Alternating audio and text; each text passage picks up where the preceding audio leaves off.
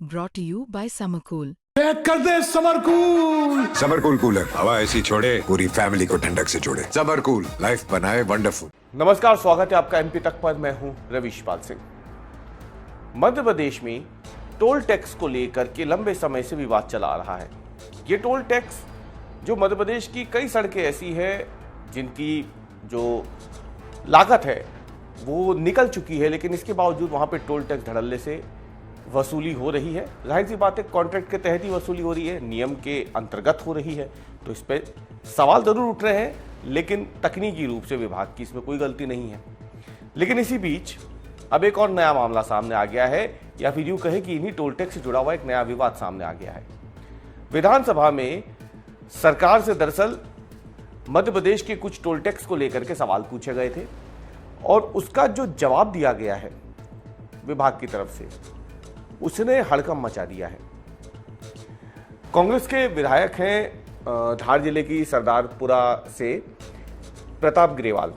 उन्होंने विधानसभा में एक सवाल लगाया था कि मध्य प्रदेश की कौन कौन सी प्रमुख सड़कों पर टोल वसूली की अधिसूचना कब से जारी हुई और इन सड़कों पर वास्तविक रूप से टोल की वसूली कब से शुरू हुई।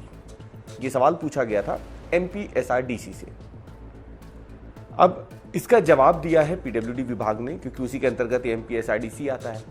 तो एमपीएसआरडीसी ने जो जवाब दिया है उसमें टोल वसूली की शुरुआत की तारीख और टोल वसूली की अधिसूचना जो जारी हुई है, कई जगहों पर करीब 43 ऐसी सड़कें हैं जिनमें अंतर दिख रहा है। यानी अधिसूचना जारी होने से पहले ही टोल टैक्स की वसूली शुरू हो गई। कानूनी रूप से यह गलत है, नियमों के खिलाफ है। अधिसूचना का मतलब ही होता है कि जब राज्यपाल ने मंजूरी दे दी, वो प्रकाशित हो गया गजट में, उसकी अधिसूचना जारी हो गई, तब से जो प्रक्रिया होती है उसे मान्य माना जाता है। लेकिन जो जवाब सरकार की तरफ से विधानसभा में दिए गए उसमें यह पाया गया कि कई सड़कें ऐसी हैं मध्य प्रदेश में जहां पर टोल वसूली की जो अधिसूचना है उसके जारी होने से 6 महीने से लेकर 1 साल पहले तक से ही सड़कों पर टोल वसूली शुरू हो गई थी। यानी सीधे सीधे नियमों की अवहेलना। जो विधायक हैं प्रताप ग्रेवाल, उन्होंने इसे साफ तौर पर सुप्रीम कोर्ट के आदेशों के साथ बताते हुए कहा है कि खुद सुप्रीम कोर्ट भी मध्य प्रदेश की ही कई सड़कों को लेकर पहले इस तरीके का आदेश जारी कर चुका है। इसके बावजूद मध्य प्रदेश में नियम के विरुद्ध जाकर अधिसूचना जारी होने से पहले से ही टोल वसूली की जा रही है। एमपी तक के पास कुछ प्रमुख सड़कों की टोल की जानकारी है जो विधानसभा में सरकार ने पेश किया। अब प्रताप ग्रेवाल ने क्या बताया? प्रताप ग्रेवाल ने बताया कि सुप्रीम कोर्ट ने मंदसौर पुलिया के टोल प्रकरण में आदेश दिया था कि कोई भी निवेशक लागत, उस पर ब्याज तथा रखरखाव के अतिरिक्त टोल नहीं वसूल सकता है। यानी सड़क बनाने वाला कॉन्ट्रैक्टर उस सड़क की लागत और उस सड़क को बनाने के लिए उसने जो फंड लिया होगा, अगर कोई लोन लिया होगा तो उसका ब्याज, और सड़क इसके बाद जब बन जाएगी तो उसकी मेंटेनेंस, इसके नाम पर तो वो टोल ले सकता है। लेकिन अगर अधिसूचना जारी नहीं हुई है तो वो टोल किस आधार पर ले रहा है? ये सवाल उठाए हैं प्रताप ग्रेवाल, जो विधायक है कांग्रेस के। उन्होंने अब जो जानकारी हमारे पास आई है उसके हिसाब से अगर देखा जाए तो जो सरकार ने प्रताप ग्रेवाल के सवाल के जवाब विधानसभा में पेश किए हैं उसमें यह पाया गया है कि कई सड़कें ऐसी हैं जिनमें टोल टैक्स वसूली अधिसूचना जारी होने के पहले ही कर दी। वैसे तो 43 सड़कें हैं, लेकिन कुछ प्रमुख सड़कें हैं जिन पे लंबा चौड़ा टोल वसूला गया है। कितना टोल वसूला गया है इन सड़कों से वो भी हम आपको बताएंगे, लेकिन अभी आपको बताते हैं कि सबसे पहले इसमें भोपाल बाईपास, वही भोपाल बाईपास जो कुछ दिनों पहले विवाद में आया था, जब रेलवे ओवरब्रिज के पास की अप्रोच रोड एक बड़ा हिस्सा जो है इस सड़क का वो टूट गया था। उस वक्त भी बड़ा विवाद हुआ था। बाद में एमपीएसआरडीसी की सफाई आती है कि कॉन्ट्रैक्टर को इसको पहले ही ब्लैकलिस्ट किया जा चुका है। तो इसमें भी आपको बता दें कि भोपाल बाईपास की जो जानकारी दी है विधानसभा में सरकार ने, उसके मुताबिक इस सड़क पर टोल वसूली की अधिसूचना 8 दिसंबर 2020 में जारी हुई। लेकिन आप हैरान हो जाएंगे ये जान के कि इस सड़क पर टोल की वसूली 1 साल पहले से शुरू हो गई थी। लेकिन आप सोचिए कि 30 दिसंबर 2022 को जिस सड़क पर टोल वसूलने की अधिसूचना जारी हुई, उससे करीब करीब 11 महीने पहले से टोल वसूली शुरू हो गई थी।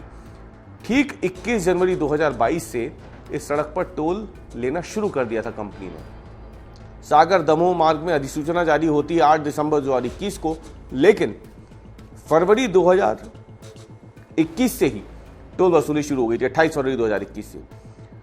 भिंड गोपालपुरा मार्ग 4 जनवरी 2022 को अधिसूचना जारी होती है, लेकिन टोल वसूलने की शुरुआत 19 मार्च 2021 से, पूरे 1 साल पहले करीब देखा जाए तो 10 महीने पहले। गुना ईसागढ़ मार्ग हो, महू घाटा बिल्लौद मार्ग, ये क्योंकि इस पे ज्यादातर कमर्शियल वाहन चलते हैं। महू घाटा बिल्लौद मार्ग पे आपने देखी होगी, कई घटनाएं देखी होगी, बड़े वाहन निकलते हैं, खासतौर से महाराष्ट्र की ओर जाने वाले जो भारी वाहन हैं, मध्य प्रदेश से महाराष्ट्र की ओर जाने वाले या महाराष्ट्र से मध्य प्रदेश की ओर आने वाले, वो इस सड़क का बहुत इस्तेमाल करते हैं, महू घाटा बिल्लौद मार्ग पर। तो इसमें टोल वसूलने की शुरुआत तो हो गई थी 28 फरवरी 2021 से, लेकिन इसकी अधिसूचना जारी हुई 24 दिसंबर 2021 से। इसी तरीके से बीना खिमलासा मार्ग, इसकी भी अधिसूचना 8 दिसंबर 2021 को जारी होती है, लेकिन टोल 19 मार्च 2021 से यहां से गुजरने वाले लोग दे रहे थे। अब 33 सड़कों का जो आंकड़ा आया है विधानसभा में और जो जानकारी दी गई है उसके मुताबिक आरोप ये लगाया है प्रताप ग्रेवाल ने कि मध्य प्रदेश की ऐसी 43 सड़कें जहां पे अधिसूचना जारी होने से पहले ही कथित तौर पर टोल टैक्स वसूलने की शुरुआत हो गई थी, उससे एमपीआरडीसी को करीब करीब 603 करोड़ रुपए का शुद्ध लाभ हुआ है, मुनाफा हुआ है। जाहिर सी बात है, ये कमाई सीधे एमपीआरडीसी के पास गई है। इसमें जांच इसकी होनी चाहिए पूरे मामले की, क्योंकि उनका कहना है कि ये जो है ये नियमों के खिलाफ है, और इस तरीके से जो जानकारी उन्होंने दी है उसमें उन्होंने साफ तौर पे कहा है ये सुप्रीम कोर्ट के आदेश की अवहेलना है, नियमों के खिलाफ है और कानून का उल्लंघन है। इंडियन टोल एक्ट के तहत सरकार अपने स्तर पर किसी भी सड़क पर टोल नहीं ले सकती है।